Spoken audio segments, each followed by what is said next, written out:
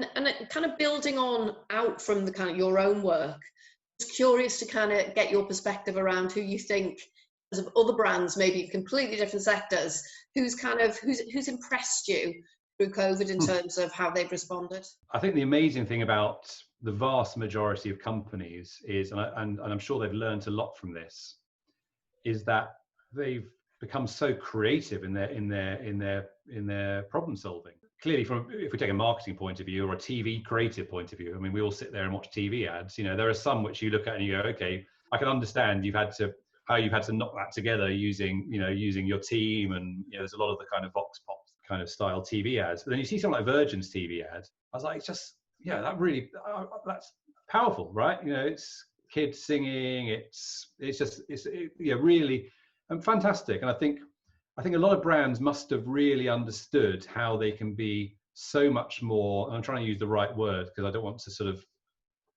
more nimble in their approach, and creative in solving solutions. And so I think there's all kinds of brands that have done fantastic things through this. And equally, but I think at the heart of it, aside from what they've put out publicly, I think, someone like Center Parcs, a company that I happen to have a, Center Parcs holiday booked, and the way they dealt with it was phenomenal. It was just phenomenal. And I look at my daughter's school, and the way they've dealt with it is phenomenal. And it just shows what we can do when we really put our mind to it. And we need to take that back and think, how can we apply that to everything we do going forward as well? I mean, take an office-based company, because not all jobs can be done remotely, right?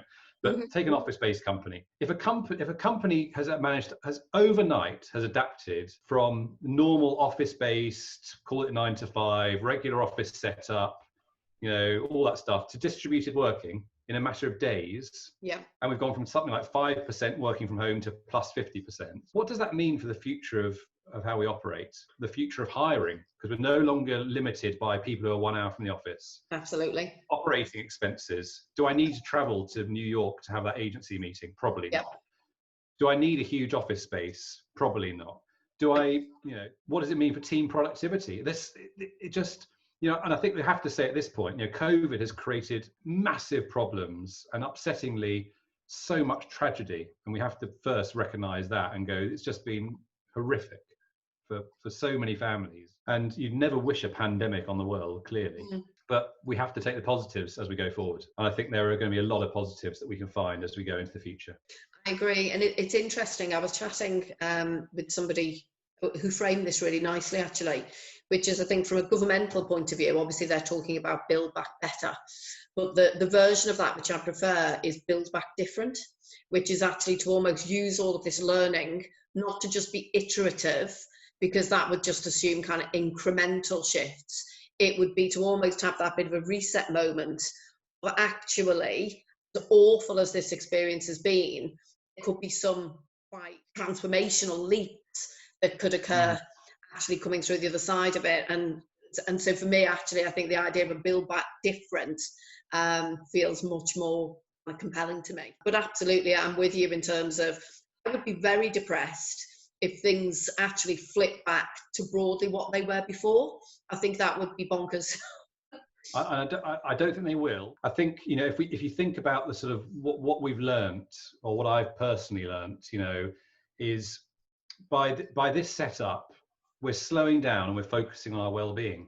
That doesn't mean we're slowing down in terms of how we operate. In fact, I think we're moving faster. But we're swapping out our commute for activity that can improve who we are. I've never seen so many people cycling and walking around my area and jogging and goodness knows what else. I mean, clearly gyms are shut, but still, I just feel there's a much more focus on that. We're trusting employees to deliver the role that they're employed to do, whilst being able to take responsibility for managing their lives in a way they want to manage it. And that creates this mutual respect. That mutual respect between an employer and an employee, with this focus on responsibility delivery, with strong OKRs or KPIs, however you manage them. And ultimately, you spend more time with what you love, people, things, whatever it is that is what you want to spend time with. And all of that, I think, is going to lead us to a more productive and more fulfilled life. And that's why for us, Moshi is now even more important, because we're now going to a world where families are now probably, in lots of cases, spending a lot more time together at home, blending their work family life, if we're talking about families with kids at the moment. and therefore Moshi can play a huge role for that in us, and that's why we're so excited about it.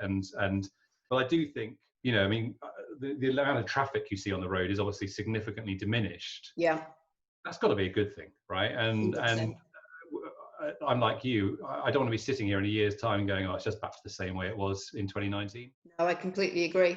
And I guess, Ian, that probably just brings us rapidly to the end of our power chat. Already?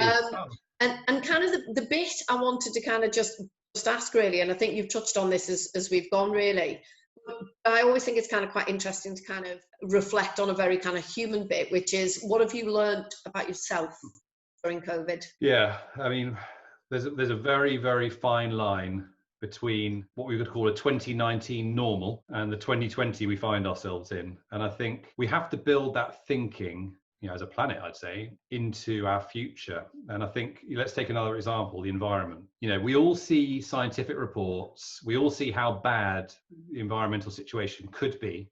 And rightly ahead, we scrutinize those and we challenge them. But I reckon there's part of a lot of us that doesn't really believe it could happen. It doesn't really believe that we'll get there, that we'll solve it by the time we get there, that something will happen or whatever else. And I think in 2019, you could kind of have that opinion. I think in 2020, if it's taught us anything, it's that anything's possible. Yeah. And I would really strongly think that we need to always be prepared for, this is a monumental shift in our evolution, in how we operate.